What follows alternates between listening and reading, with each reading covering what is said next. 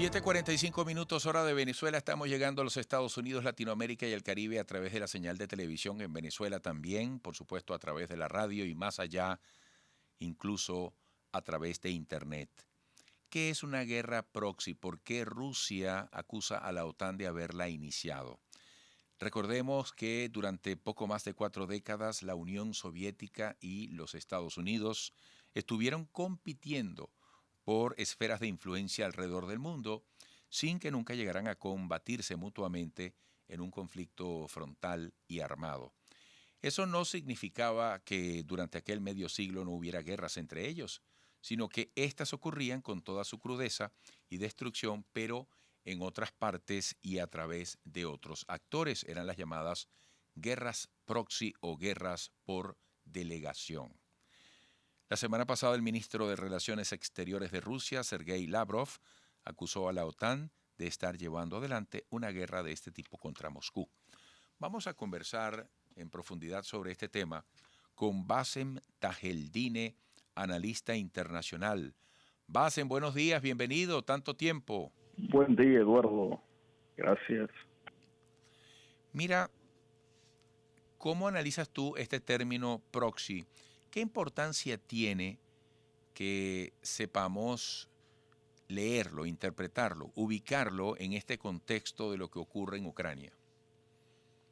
Eduardo, es lo que se ha vivido desde siempre. La Guerra Fría fue realmente también una guerra proxy. En ese contexto de la Guerra Fría, antes de los años 90, es decir, después de la Segunda Guerra Mundial, que inicia la Guerra Fría, hasta 1990, que implosiona la Unión Soviética, inclusive hasta después, tiempo después, nunca dejó de existir. La guerra proxy fue, aunque hoy es un concepto muy elaborado, digámoslo así, Daniel Weimann, profesor de la Universidad de Georgetown, estadounidense, decía que es una guerra por delegación, lo comentabas tú al principio, en la introducción, es una guerra por delegación, es una guerra que se hace de forma indirecta por un Estado para evitar enfrentar a otro, utiliza un peón, sacrifica un peón para ese objetivo. Y en este caso, se está sacrificando a Ucrania para el objetivo, para los intereses de Estados Unidos, debilitar a Rusia, lo han dicho abiertamente.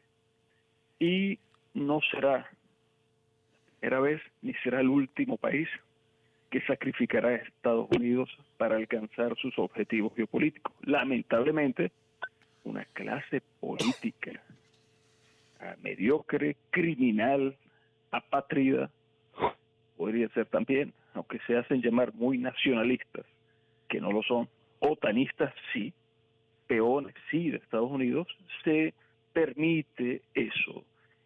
Logran sacrificar a su país, a su ejército, a su pueblo, para servir a unos intereses que nada beneficia a Ucrania.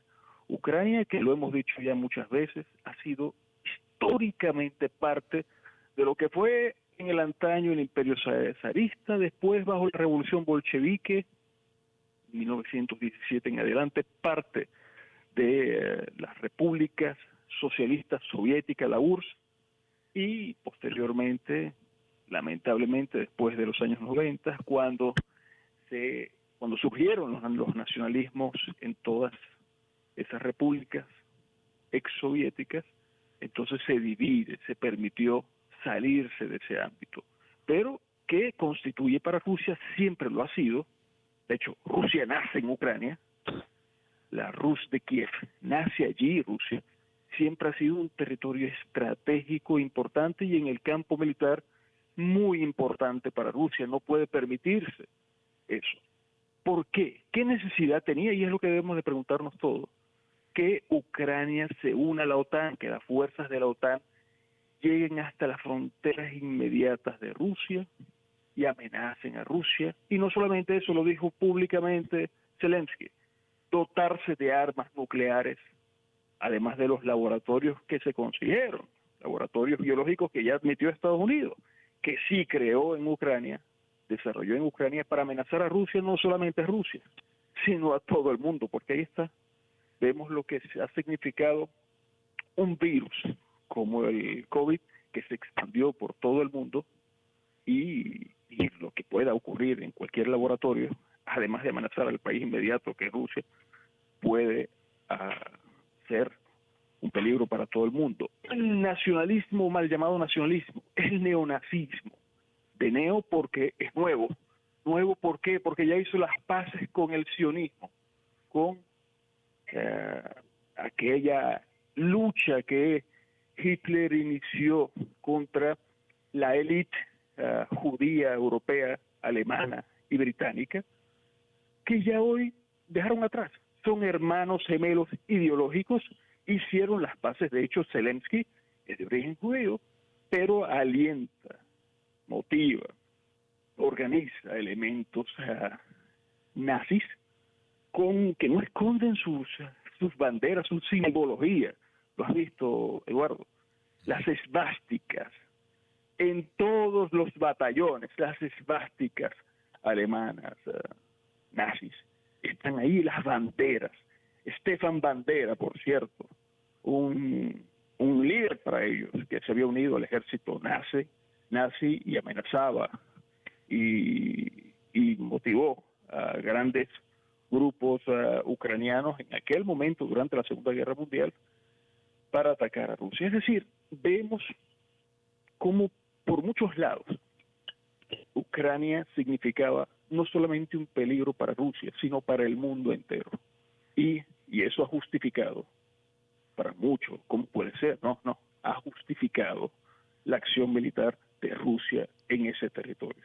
No solamente para salvaguarda propia, sino también para el mundo. Basen, hasta donde te sea posible, ¿cómo vislumbrarías tú el cese de la intensidad del escenario que hoy presenta Ucrania? ¿Cuándo podría haber un cambio hacia los acuerdos que detengan lo que está pasando allí en este momento? Si entendemos bien el concepto de la guerra proxy, como bien introducías en este programa, es una guerra por delegación. Se están utilizando como peones a los ucranianos y también a Europa. Lamentablemente la mediocre clase política europea sacrifica sus intereses para servir a Estados Unidos. ¿Cuándo puede disminuir esto?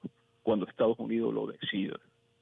Cuando Estados Unidos entienda que no puede combatir a una potencia militar. De hecho lo hace. ¿Por qué lo hace? Porque Rusia es una potencia militar nuclear. Hacerlo directamente esta guerra implicaría una guerra termonuclear contra una potencia nuclear que dispone de más armas nucleares, por cierto, que toda la Unión Europea y que la propia Estados Unidos. Entonces, Rusia es víctima de esta guerra expansiva de la OTAN, que persigue sus objetivos militares y económicos también. La energía de Rusia, como prácticamente apoderarse de un campo comercial como lo es Europa, quitarle a Rusia su influencia energética, su poder, su comercio, en este caso, y imponer que no va a ser posible, ya discutido por muchos analistas, cómo debilitar a Rusia militarmente y cómo impulsar el complejo militar estadounidense. Tanto así, lo han dicho públicamente ellos, sus voceros, sus líderes, sus jefes, de que esto ha significado todo un problema para ellos en razón de las entregas, un problema logístico para ellos, el único problema, pero han amasado importantes sumas de dinero con esto.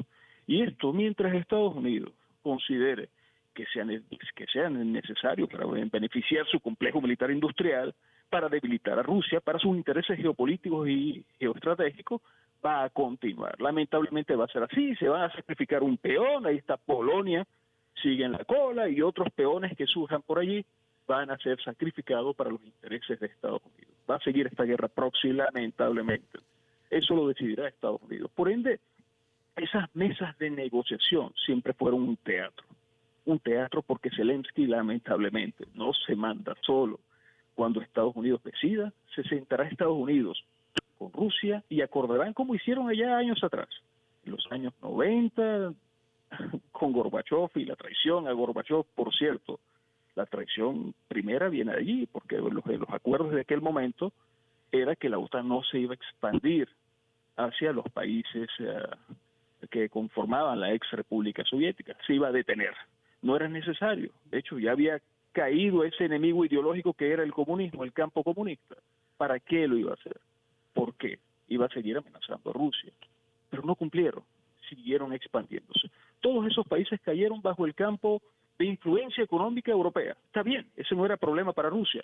Que Ucrania sea parte de la Unión Europea incluso no es problema para Rusia. Pero que las bases de la OTAN se emplacen en esos países, sí ya comenzó a significar un problema para Rusia. No cumplieron ese acuerdo como históricamente no han cumplido ninguno. Bueno. Prima el realismo político, así definido, otra teoría de los think tanks estadounidenses. Prima allí, y mientras esta teoría, este concepto, esta cosmovisión prima en los Estados Unidos, seguirá esta guerra proxy por mucho tiempo. Te agradezco mucho, Bassem. Hasta pronto. Gracias. Un gran abrazo, hermano. Cuídese mucho. Bassem Tajeldine, analista internacional, acerca de la guerra denominada proxy. Volveremos.